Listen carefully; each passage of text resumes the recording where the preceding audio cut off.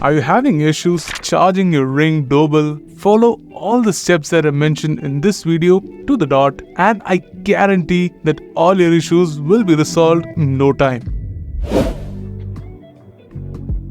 Ring doorbells, like any other electronic device, have specific guidelines that you need to follow to get it properly charged up. To check for the proper charging requirements of your Ring doorbell, just remove the back panel of your device, and Ring should have proper instructions printed. For example, the second generation video doorbell that I have here is rated to work best with a power input of 24 volts. But in general, I recommend that you stick to a power brick that supplies low power and avoid your phone charger power bricks, since recent ones are rated to provide some insane power numbers.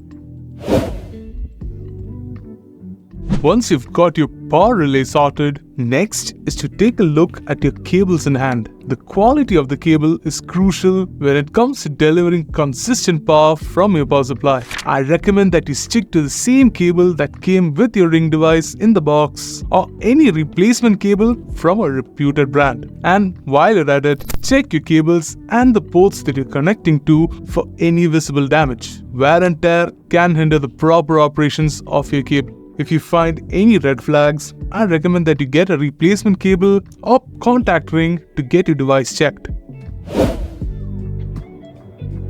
Now, if you have a dead Ring doorbell, this step just might work for you, especially since we have the power supply and the cable situation sorted. I recommend that you plug in your Ring doorbell to a safe power supply for at least 6 to 8 hours. Check if the LEDs light up while charging or when it gets fully juiced up. Then, while plugged in, do a factory reset on your video doorbell. To reset your Ring doorbell, just remove the back panel of your camera and press the orange reset button on the back for at least 20 seconds. Ideally, your doorbell should now start flashing white lights. If nothing happens even after the reset, it's best to get a technician from Ring to check out your device.